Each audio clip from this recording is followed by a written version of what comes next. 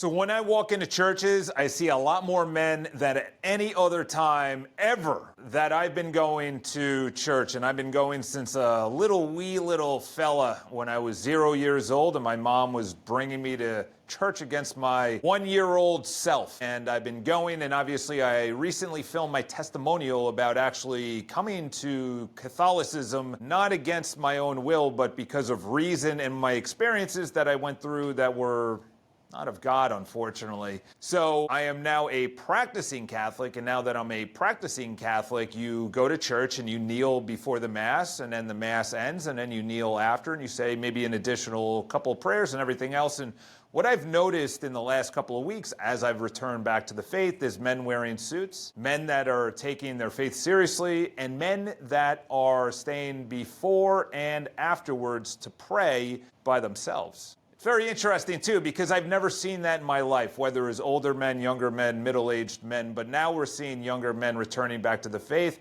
Here are 2 or 3 reasons why. Number 1 is structure. Men need structure. That's why they join the military. That's why they play sports. That's why they love organization. They need structure. They thrive within structure. They're essentially a building. Without a foundation, they can't actually grow. They can't actually build on each other. And then when you talk about the ultimate organization, you talk about something that's been around for 2,000 years known as the church. Catholic and Orthodox Church, the apostolic churches. The second thing that I've noticed as well, why men are coming back to the faith, is that there is a vapious hole in the world. I'm a guy that loved everything of the world, whether it was chasing women, it was drinking, it was drug use, it was gambling, it was sports, it was stupid movies, music, working out, just BSing, and not doing anything besides materialism, buying the nicest suit, the new cell phone, going on this trip, that dinner with this expensive wine. But it's a vapious hole that's never ending. There's always another season. If you're a sports guy, if you're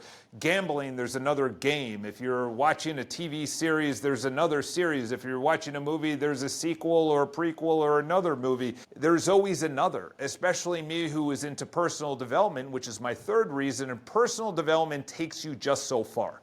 It's the Jordan Peterson effect. It's essentially the intellectual that goes against a wall when it comes to anything outside of materialism and psychology, or theology is just this thing that you kind of bring into your life if you want to. It's this thing that you tap into if the questions upon the questions don't actually lead anywhere. In other words, if you ask Jordan Peterson or any of these intellectuals, let alone someone like Sam Harris, who's an atheist, you ask one of these folks, they all go materialism. They always quote the same people, Carl Jung, Nietzsche.